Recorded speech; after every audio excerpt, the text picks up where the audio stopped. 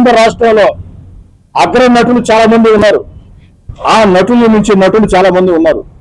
అవకాశాలు రాక కొంతమంది నటులు అయ్యారు, నటులు కాల. రాజకీయాల్లో కూడా నేను ఎమ్మెల్యేనయ్యా, నేను కార్పొరేటర్ అయ్యా అంటే అయిన వాళ్ళే తోపులు కాదు. అవకాశాలు వచ్చాయి కాబట్టి అయ్యారంతే. అవకాశాలు వచ్చాయి కాబట్టి అయ్యారంతే. నిరంతర విద్యార్థులమే.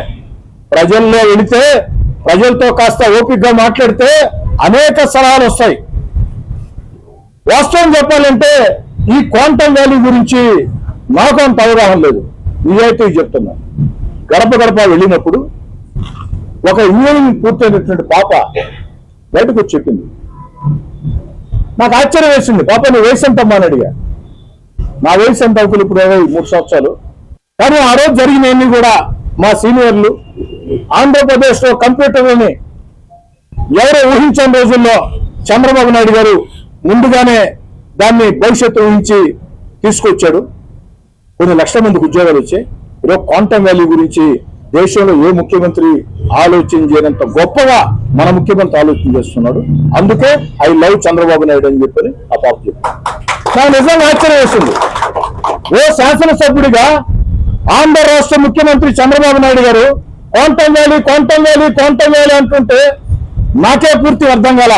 కానీ మనకు అర్థం కానంత మాత్రాన ప్రజలకు అర్థం కాకుండా పోతుంది. అందుకే చెప్పా, విద్యావంతుల నోట్లో నుంచి, మధ్యతరగతి నోట్లో నుంచి, సామాన్య కుటుంబాల నోట్లో నుంచి, పేదల నోట్లో నుంచి, అందరి నోట్లో నుంచి రకరకాల కారణాలతో ఒక్కొక్కరి కారణంతో ఒకరు జై చంద్రబాబు నాయుడు గారు, జై తెలుగుదేశం కూటమి అనే పరిస్థితి. రూరల్ నియోజకవర్గంలో ఇప్పటికే రికార్డు స్థాయిలో అభివృద్ధి పనులు పూర్తయినాయి. అతి త్వరలోనే గౌరవ ముఖ్యమంత్రి చంద్రబాబు నాయుడు గారి ఆశీస్సులతో భారీ ఎత్తున నెల్లూరు రూరల్ నియోజకవర్గంలో 2వ విడత అభివృద్ధి కార్యక్రమాలకి శ్రీకారం చుట్టబోతున్నాం తెలియజేసి, వీటన్నిటినీ కూడా కార్యకర్తలు, నాయకులు ఎక్కడికక్కడ సద్వినియోగం చేసుకోవాలా, ప్రజల్లోకి వెళ్ళాలా. ఎంత కష్టం చంద్రబాబు నాయుడు గారు చేస్తున్నారు, దీన్ని ప్రజల్లోకి సమర్థవంతంగా తీసుకెళ్లాలని కోరుకుంటూ